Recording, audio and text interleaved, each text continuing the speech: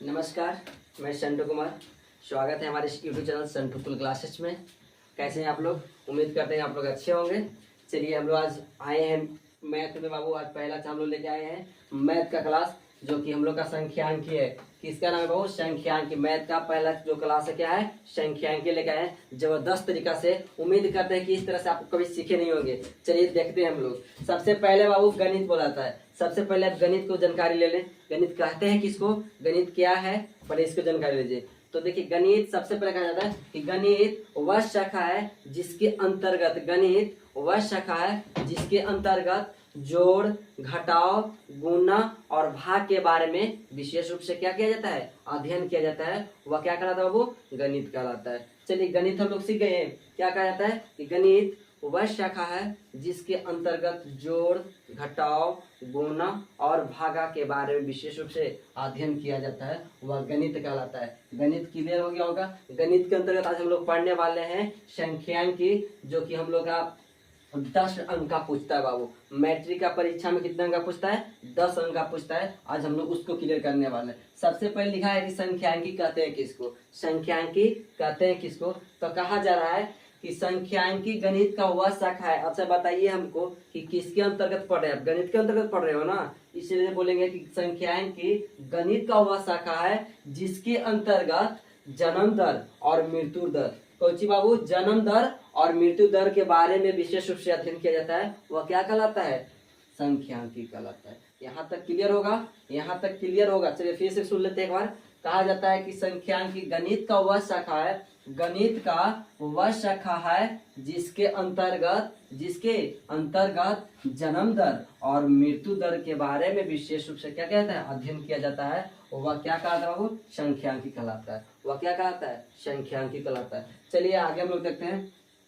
आगे है बाबू की संख्यांकी ऐसे दो भागों में बैठा है। एक बार है बाबू संख्यांकी जैसे माध्य है और दूसरा से संख्यांकी प्रायिकता है। तो प्रायिकता इसके बारे में हम लोग चर्चा नहीं करने वाले हैं। हम लोग करेंगे माध्य के बारे में चर्चा करते हैं। चलिए माध्य के बारे में बोलते हैं। माध्य क्या है? माध्य क्या है? तो बोला जा रहा है कि माध्य देखिए आंकड़ों की वह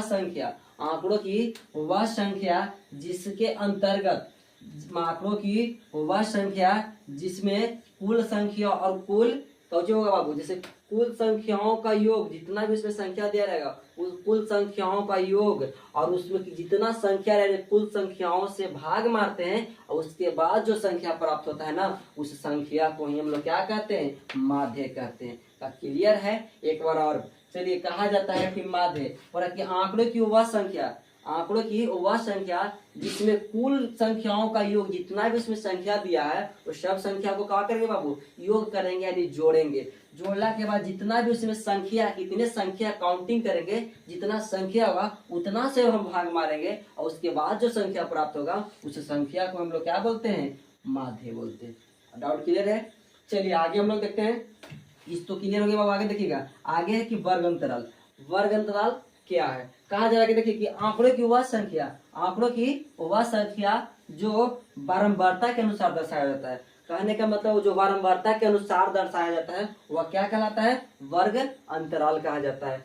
यहाँ तक क्लियर है? इसके बाद हम लोग का तीसरा नंबर लगाते हैं, जो कहा जाता है कि वर्ग चिन्ह। कह रहा है कि वह संख्या जिसमें उच्च सीमा, यानी कि जो सबसे बड़ा संख्या होगा उसको बोलते हैं उच्च सीमा, और उसी में जो सबसे छोटा संख्या होता है उसको बोलते हैं निम्न सीमा। यानी बोला जाए कि वह संख्या जिसमें उच्च सीमा और निम्न सीमा, उच्च सीमा और क्या बाबू?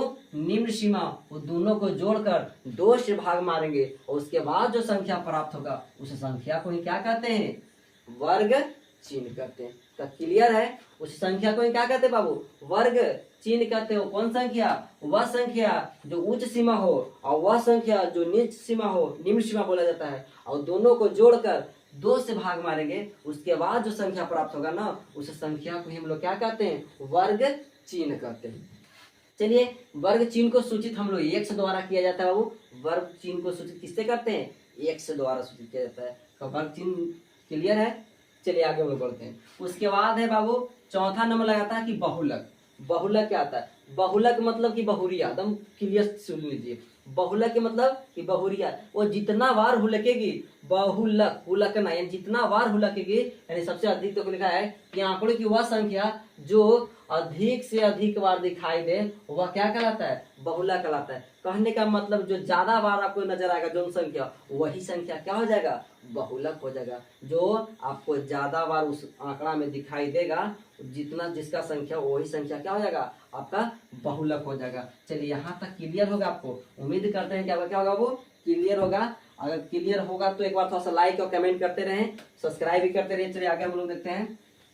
चलिए आगे देखिए, आगे बाबू कह रहा है कि सूत्र होता है जो कि माध्य बराबर, आगे सूत्र होता है जो क्या होता है वो, माध्य बराबर। माध्य बराबर कहा जाता है कि कुल योग, अभी बताया कि जितना भी उसमें संख्या है उसको जोड़ेंगे और उसको कुल संख्या, माध्य फॉर्मूला होता है कि कुल योग बटे कुल संख्या। इसका एक और बनाने का नियम है बाबू कि माध्य वाला सिग्मा होता है कि सिग्मा एफ एक्स बटा sigma F, sigma F x बटा सिग्मा एफ। आपको समझने के लिए यहाँ पर एक संकेत के रूप में दे दिए है कि सिग्मा को बोलते हैं कुल योग, सिग्मा के मतलब कुल योग, एफ के मतलब की बारंबारता और एक्स के मतलब क्या होता है बाबू, वर्ग चिन्ह होता है। सिग्मा के मतलब क्या होगा बाबू, कुल योग, और एफ के मतलब बारंबारता, और जो एक्स है ना, एक्स के मतलब क्या होता है बाबू, वर्ग चिन्ह होता है।